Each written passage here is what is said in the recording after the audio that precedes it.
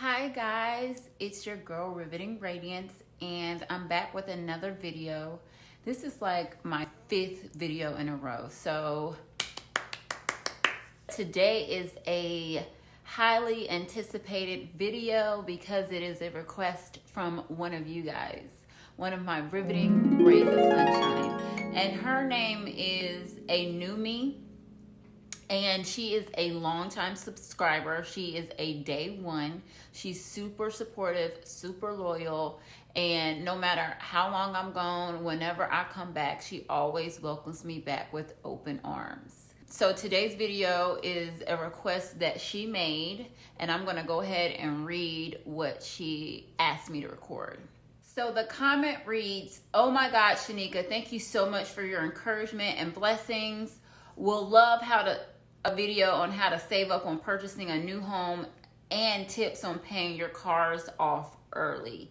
So that is such a great video topic. It's such a great request, and I would be honored to tell you exactly how I did step by step. So that's what this video is going to be. It's going to be how we built and purchased our home this year. So get pen and paper ready, and this is not going to be the traditional steps that you're thinking of. We didn't do anything that man did. Everything that we did was pretty biblical and scriptural and Christian-y. So let me start from the beginning, and I'm going to try to be short and sweet and straight to the point, but you guys know I'm super long-winded, so we'll see how this goes. Jeremy and I met online, okay? And it's really crazy because I am originally from North Carolina and he's originally from Virginia. However, I was attending college in Virginia and he was attending college in North Carolina. So it was fate. It was destiny. Like, what are the odds? He traveled to my state to go to school and I traveled to his state to go to school. But we didn't meet in those states. We actually met online. We didn't find that information out until later. So it was like, wow, what a big coincidence. And so I went to Hampton University in Virginia, and he went to North Carolina A&T in Greensboro, North Carolina. So we met online and we started dating, and we dated for 5 years, guys, 5 entire years. And what is really crazy is that his mom invited me to church one Sunday, and I ended up joining that church. And the church is actually like literally right beside her house. I forgot to tell you guys that they ended up moving to North Carolina, and so that's the reason why the church was right beside her house. Sorry, left that out. But yeah, his mom wanted a new, fresh, clean slate and a new start, so she relocated here. So anyway, she invited me to church. I ended up joining that church. So at this particular church, it was a Bible-based church. Like, everything was very scriptural. And he always quoted scriptures, and he was very by the book, right? He wasn't lenient. He didn't mind stepping on anyone's toes. He didn't care if he offended anyone.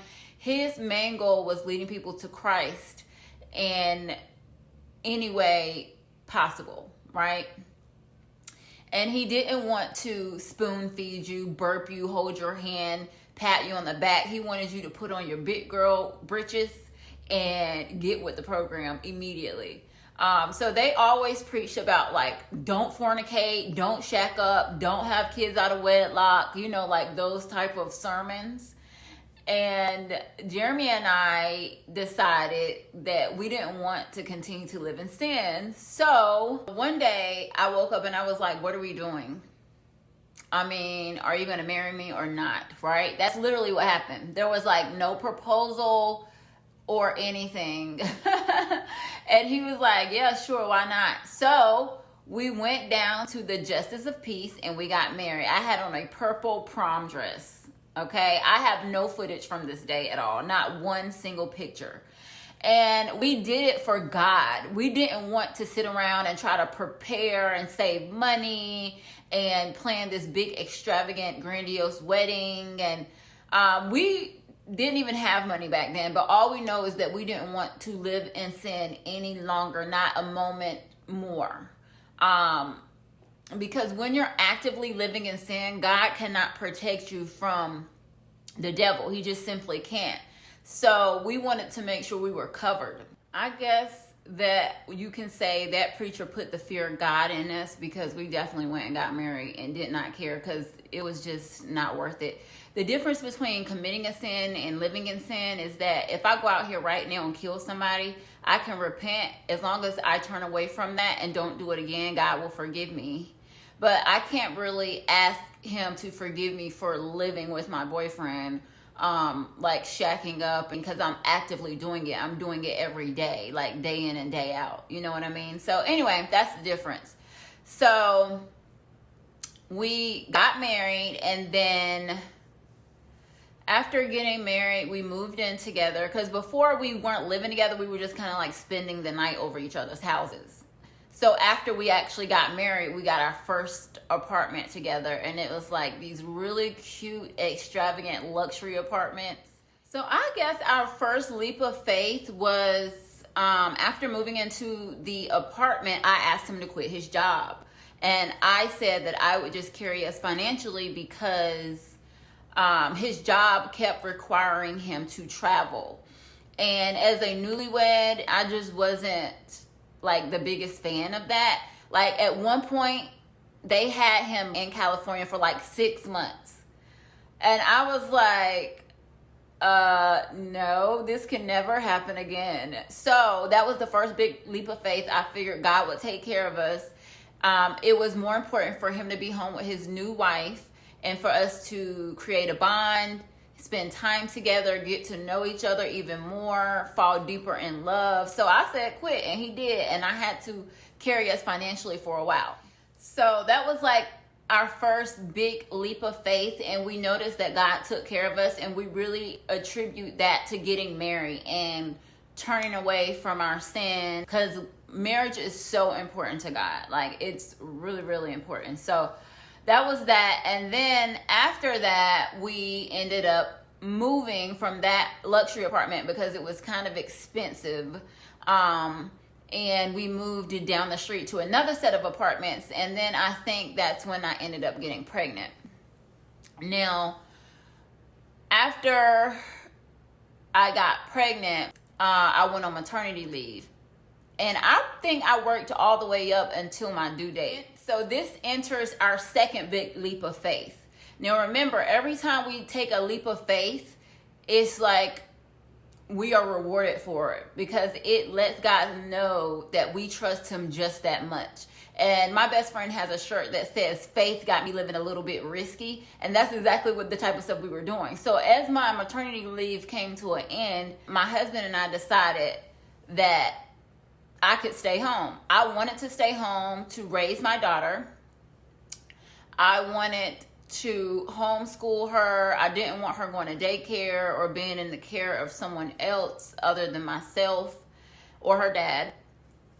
And so we decided I was going to stay home. Now, my husband has a job at this point, but it's not super lucrative or anything. So we definitely didn't feel 100% comfortable letting me stay home. But like I said, it was a leap of faith.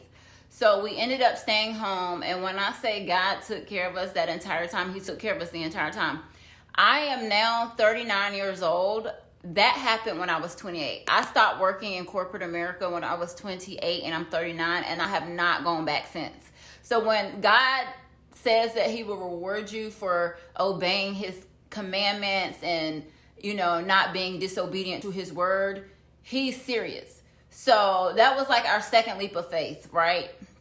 And then we ended up staying there for years at this particular apartment complex. The apartment complex said that we had to upgrade from a 1-bedroom to a 2-bedroom because you can't have that many occupants in a 1-bedroom.